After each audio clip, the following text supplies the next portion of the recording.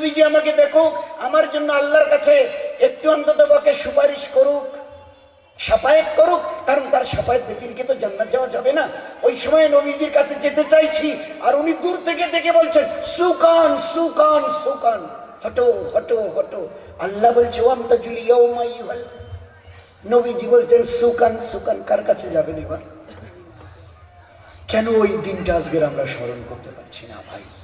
এই জন্যে একটু নিজেরা নিজেদেরকে সামনে রাখি, আয়নায় ভালো করে চেহারাটা দেখি আমার কাছে দিনদারি কতটা আছে। আল্লাহর হুকুম, ইমামুল আম্বিয়ার ও পেয়ারি সুন্নাত, আল্লাহ পাকের রেজাবন্দিওয়ালা কতটা আমাল, আর নারাজ ওয়ালা আমাল থেকে আমি কতটা দূরে।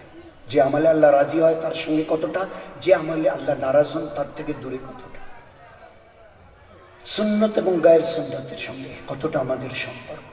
এই জন্য ভাই, দুনিয়া আজ আছে কাল থাকবে না। সবার কাছে অনুরোধ, আমারও জন্য দোয়া করেন, সবাই সবার জন্য দোয়া করি। ইসলামের প্রত্যেকটা আমাল যদি যেভাবে করার জন্য মাপ বেঁধে দিয়েছে, আমাদের ইমান আল্লাহ বলছে সাহাবাদের মতো হওয়া আছে, ইমানের মাপ। নামাজ সাল্লু কামা রাআইতুমুনি ওয়াসাল্লি, নবীজি যেভাবে করছে ওটা নামাজের মাপ। হজ নবীজি যেভাবে করছে, রোজা যেভাবে। জীবনটাকে একটু চেষ্টা করে মেহনত করে আমরা আমাদের ঘরের মা বোনেরা ইমানের সঙ্গে আমালগুলোকে যদি একটু খালি সই করে নিয়ে একটু চলতে পারি না, তো আল্লাহ দেখিয়ে দেবে কি পুরুষ কিনেছি। হে আল্লাহ, 2 রাকাত নফল পরে সারা, হে আল্লাহ আমি ভুকা, স্বামী বাচ্চা সব ভুকা, তুমি না রাজ্জাক। তো কিচ্ছা সবাই জানে, রান্নাঘরে ঘর ঘর দৌড়ি গিয়ে দেখে জাতার লোহাটা যেটাতে গম পেশা করে ঘুরছে, আর সমানে আটা বেরোচ্ছে, সমানে আপনি automatically. This was the life of this উম্মাহ। এই ছিল আমাদের জীবন, সব কিছু ভুলে ছেড়ে ছড়িয়ে দিয়ে আজ।